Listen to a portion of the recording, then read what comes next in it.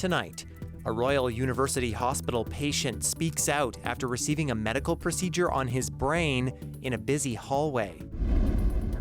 An invasive weed is frustrating Saskatchewan farmers and killing their crops. And the File Hills First Nation Police Service has a new chief. This is CBC Saskatchewan News.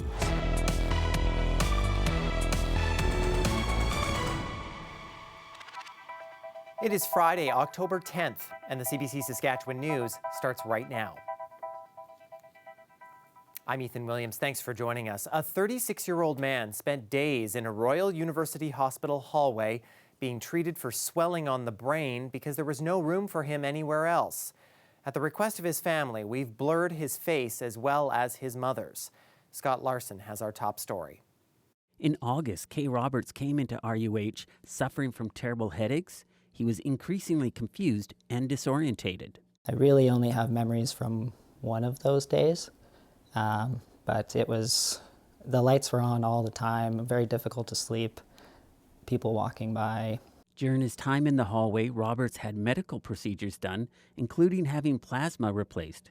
This required a tube being placed in his jugular vein. Kay's mother, Maureen Roberts, said it was a very stressful situation for her son, their family, and the medical staff. As far as the nurses, I don't know how they're so amazing, honestly, in that environment. The medical care was amazing. The situation, how it was performed, was terrible. The NDP's health critic, Keith Jorgensen, says getting cared for in a hallway is absolutely unacceptable. I have to admit, I was shocked when I read this story. I was really shocked that we had gotten to the point where these complicated medical procedures were being performed in a hallway. Jorgensen says the province isn't telling the truth when it says hallway health care in RUH is exceptional and caused by a spike in flu cases. He says Kay was in the hospital well before there was any spike in flu cases. Jorgensen says the family deserves an apology. He also wants Health Minister Jeremy Cockrell to tour the emergency department at RUH to see the situation firsthand. In a statement, the SHA said it regrets that these pressures have resulted in a difficult experience for this patient during an already challenging time and would welcome the opportunity to meet with this patient to better understand and learn from their experience. As for Kay, he spent about 3 weeks in hospital and is still recovering, but progressing well. It's the scariest medical experience I've had, hands down. I was extremely grateful for the medical care I got from the doctors and nurses, but it's not really lost on me that that's a really tough situation to practice medicine in a hallway. He says everyone around him agreed that the situation was beyond frustrating and needs to change. Scott Larson, CBC News, Saskatoon. Saskatchewan's appeal court has reversed a decision to grant a convicted murderer a new trial. Dylan Ricky Whitehawk was convicted 3 years ago in 2 fatal drive-by shootings in Regina. Whitehawk was convicted of second-degree murder for killing 2 men in December 2019. He was a member of the Indian Mafia, and the Crown believed he killed his rivals to get a promotion in the gang. A year ago, the appeal court quashed his conviction and granted him a new trial. But in a decision released Friday, 2 of the 3 appeal court judges rejected Whitehawk's appeal. The judges also rejected the Crown's appeal of Whitehawk's acquittal of first-degree murder in the killings. Whitehawk was not released from prison as the appeal process played out. He was also convicted of killing Keisha Bitternose in 2023. A Saskatoon priest who kissed a 13-year-old girl in a supply closet without her consent is going to jail. Yanko Kolasnaji was sentenced Thursday in provincial court to 8 months for the sexual assault. He will be on probation for 18 months once he's released. In 2023, the 71-year-old kissed the teen at the Ukrainian Catholic Cathedral of St. George in the Pleasant Hill neighborhood. He was found guilty in February. Postal service will resume for Canadians next week. Canada Post made that announcement Friday after the workers' union decided to end a full-time strike and move to a rotating strike. Sheehan Desjardins has more. Here's the design. So I think the colors are great. For this toy maker, the Canada Post strike threatened to cost hundreds of thousands of dollars ahead of the holiday season. News that deliveries are restarting, more than just a relief. I'm thrilled. We're really hopeful that it's going to be okay for Christmas. The union representing 55,000 Canada Post workers says it's moving to rotating strikes. That means some people will go back to work while others keep the strike going. A strategy that may be about shoring up public support, according to this labor analyst. You have to balance it out, because if it's not going to be disruptive, then the employer has no real cost to bear. If it is too disruptive, then the public is affected. Postal workers walked off the job 2 weeks ago, their second nationwide strike in a year, the latest in reaction to the federal government ordering major changes to Canada Post, including ending door-to-door deliveries. But despite returning to work, the union says the fight is not over. There will be places in the country that won't be performing sortation. That's part of the pressure that we can come to bear on Canada Post. He says it will mean mail delays in some places, but for some business owners, that the mail is moving at all will be a lifeline. Even if it's slow, at least we'll get there. And so we can send our catalogs out. So that makes a huge difference for us, absolutely huge. In a statement, Canada Post said while Postal Service will begin to resume next week, uncertainty and instability in the Postal Service will continue with the union's decision to conduct rotating strikes. Chien Desjardins, CBC News, Toronto. The Prince Albert Community Housing Society has unveiled 2 new housing developments. The homes are meant to provide a safe haven for young families and survivors of interpersonal violence. The project is receiving a multi-million-dollar investment from the federal and provincial governments. The 13 properties include transitional and supportive spaces for families to rebuild their lives. I look forward to seeing the impact these developments will have here in Prince Albert. And on the eve of Thanksgiving, I think we can all give thanks for projects like this that will give individuals and families the support they need to live in stable community housing. The Mia Cota project offers safe housing for women, children, and people in the queer community escaping violence. Meanwhile, the Young Families Project was also announced Friday. It gives parents a stable place to raise their kids. Both programs mark a major step toward expanding affordable housing and community safety in Prince Albert. A retired RCMP staff sergeant was sworn in Friday as the new chief of the File Hills First Nations Police Service in Fort Qu'Appelle, and he hopes to inspire young recruits to join the force in the future. Louise Big Eagle has that story. This year, the File Hills Police celebrates 25 years in service. But today, they're swearing in their new chief of police here at the Treaty 4 Governance Centre. It's a day Dean Leroy never imagined. Leroy recently retired after 28 years as a staff sergeant with the RCMP. Now, he's the new chief of police for the File Hills First Nations Police Service. I always wanted to be part of a First Nations-based policing service that we could grow, and this is an opportunity of a lifetime to be part of that. Former Chief of Police Leonard Bush, who is from Kaktuishtahow First Nation, put a headdress on Leonard's head. He says, as the Chief of Police, you are also made an honorary chief by the 5 First Nations they represent. It's a position Bush held for 7 years. But now he's happy to pass the torch. A very proud moment, but I think a very solemn moment as well, and I really wanted to impart the gravity, of the responsibility to him. As I found out myself, 10 years ago when it was given to me, it was very humbling and sometimes even scary, just realizing, the responsibility that I was taking on and the oaths that I was making, to honor the position. Leroy officially took the position on October 1st. He hopes to stabilize the police service by bringing in a balance of veterans and new recruits to blend their skills and abilities. I truly believe that that's the key for a successful police service. Once we stabilize that and address the community's needs, drug trafficking, recruiting and mentoring young Indigenous men and women to our service, I believe that we can be in a position to grow and grow fast and grow strong. Laurel hopes the Fowl Hills First Nations Police will double in size over the next 5 years. He also hopes the force will be the first choice of new Indigenous recruits who want to pursue a career in policing. Louise Big-Eagle, CBC News, for Qu'Appelle.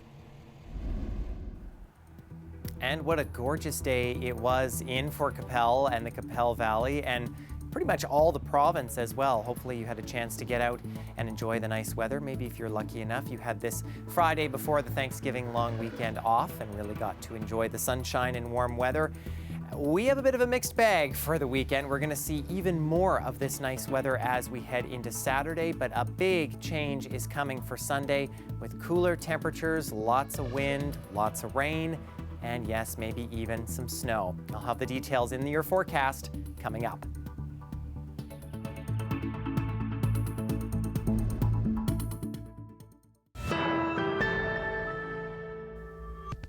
Creative Saskatchewan showed off nearly 24 Saskatchewan projects it has funded this year. It's starting to get really dry, heating up. Everybody's on pins and needles right now. That is a snippet of the trailer for Guardians of the North. The trailers for 20 other films were shown Friday at the IMAX Theatre at the Science Centre in Regina. Creative Sask says the films were made in all different genres. Film in Saskatchewan is really big business. It hires a ton of local people, and the economic impacts hit so many different corners of our province and different communities. So for example, today, some of the projects we're showcasing were filmed up in La Ronge or Duck Lake or Swift Current, for example. And in all those communities are being impacted positively when you think of the hotels, the local restaurants, and not to mention all the local labor involved in them. Dufour says the Saskatchewan films have positively impacted the province's economy to the tune of $64 million. Well, some farmers on the prairies are struggling with this year's harvest, noting more weeds in their fields than crops. Now, scientists are trying to eradicate invasive weeds and slow the spread of new ones. Helena Mahalik shows us how producers are managing. We had a big frost here about 10 days ago. Jake Legui surveys this year's crops in disappointment. Some of it obviously survived. His flax and lentils choked out by an invasive tumbleweed. This weed, known as kochia, has always thrived in drought conditions. Now, its resistance to herbicides is growing, and it's costing farmers. One seed turns into thousands. Last year, Legui says he spent $100,000 on a weed exterminator add-on to his combine. Right underneath there is the hammer mill. That's on top of the hundreds of thousands spent annually on herbicides, but nothing has tamed the beast. Every time we're out in the field, we're spraying for kochia. Experts say while kochia has been confined to the southern prairies for years, it's rapidly spreading, even detected as far north as Alberta's Peace Country, moving in that direction as a result of climate change and deforestation. Cutting down tree lines, which would block the wind, so now it has prairie that's wide open that it can just tumble and fly through. We have different crops laid out, and to see how well they're able to compete. Now, Agri-Food Canada scientists are stepping up, putting research into ways to clamp down on kochia, but a lack of existing research making it hard to track its patterns. We don't have a lot of data on how these plants are interacting, how the weeds might be interacting with other things in the environment. Food production becoming more challenging the more resistance these weeds develop to herbicides. It could decrease the ability of our farm to turn a profit. Farmers hope scientists are successful in eradicating these weeds, which are costing farmers money, time, and crop yields. Helena Mahalik, CBC News, Fillmore, Saskatchewan.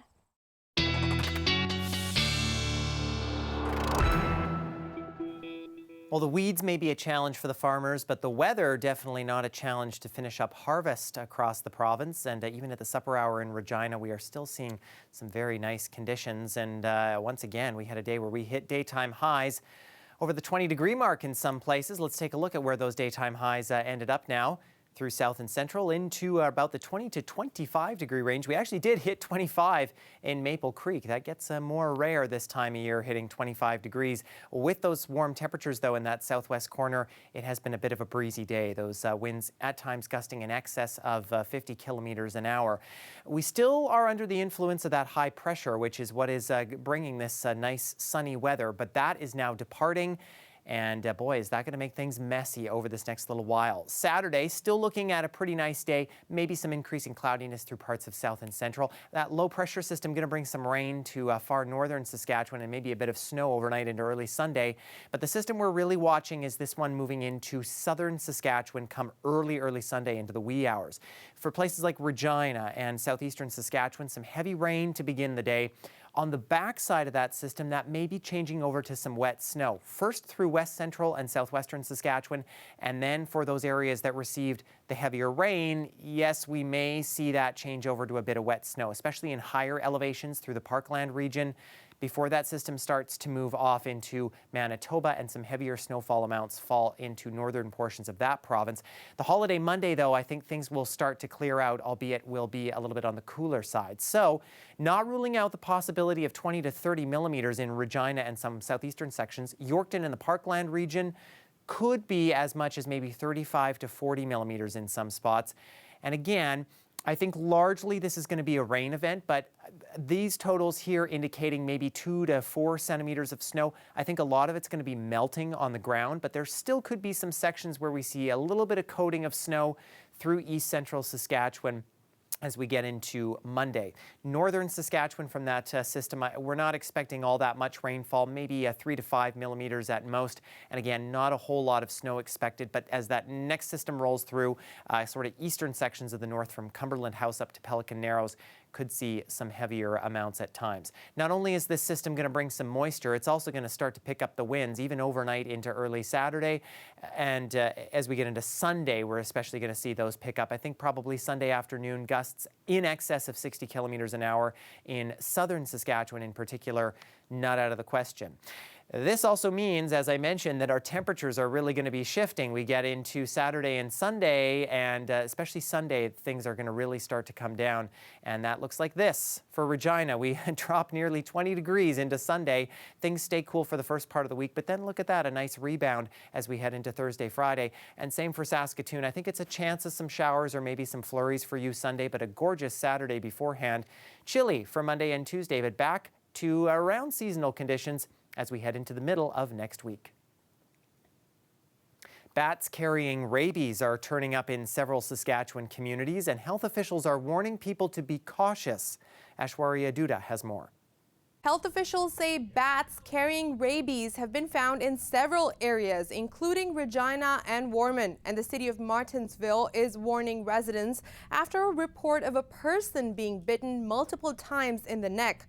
Although it's not confirmed that the bat had rabies, the person was immediately treated. Seasonal bat activity is on the rise. I deal with a lot of people pretty much every day that don't realize that rabies is fatal if you test positive, unless you have to get the treatment right away. Reevely says there needs to be more public education about what to do if you find bats in your home. He advises sealing entry points and avoiding any direct contact.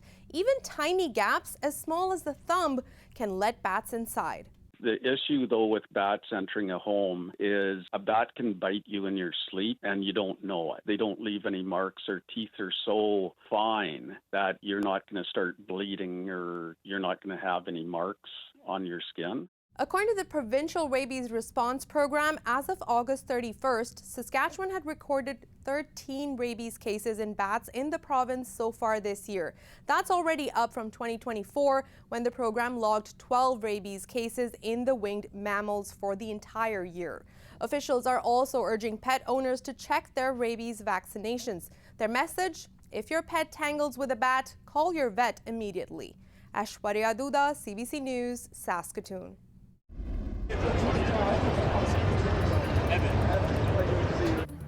Well, other worlds, underworlds, and future worlds all have a presence celebrating pop culture at New York City Comic Con. The first edition was in 2006. There are fun exhibits and games, and a chance to meet writers and artists. About 250,000 alter egos are expected to attend.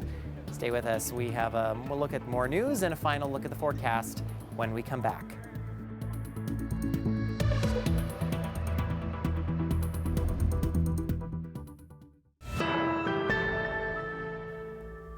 The latest data from StatsCan shows the Canadian economy added 60,000 jobs in September, beating expectations. The employment increase was led by full-time work. 28,000 jobs were added to the manufacturing sector, marking the industry's first gains since January. The unemployment rate remained unchanged from August at 7.1%. Donald Trump had been campaigning for the Nobel Peace Prize for months, but it has gone to Venezuela's pro-democracy activist Maria Corina Machado. The Norwegian Nobel Committee made the announcement Friday. Machado, a leading opposition figure, has been speaking out against the ruling party for 2 decades. Last year, she was poised for an election run against President Nicolas Maduro, but the government blocked her candidacy, so she campaigned for her replacement. It was a losing bid, and the election result was widely condemned. The Nobel Committee said she is preserving hope for democracy in a brutal authoritarian state. Machado has dedicated the prize to Venezuela's people and to Donald Trump, a fierce critic of Maduro. Trump has taken credit for ending several wars and has been open about his desire for the award. The White House has accused the Nobel Committee of prioritizing, quote, politics over peace.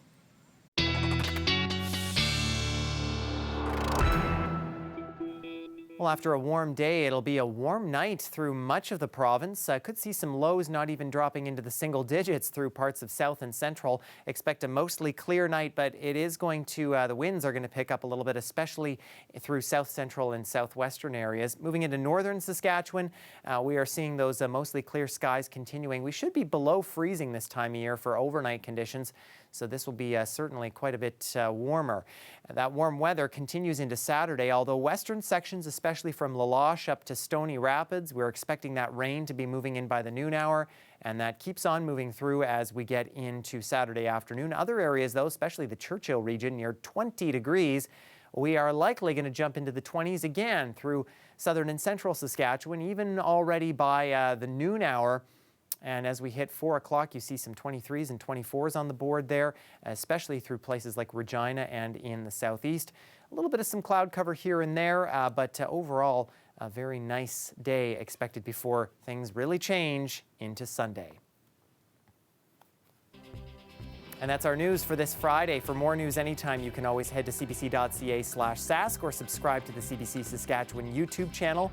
You can also download the CBC News app on your smartphone or tablet. We are back on Tuesday. In the meantime, thanks so much for watching. Enjoy your long weekend.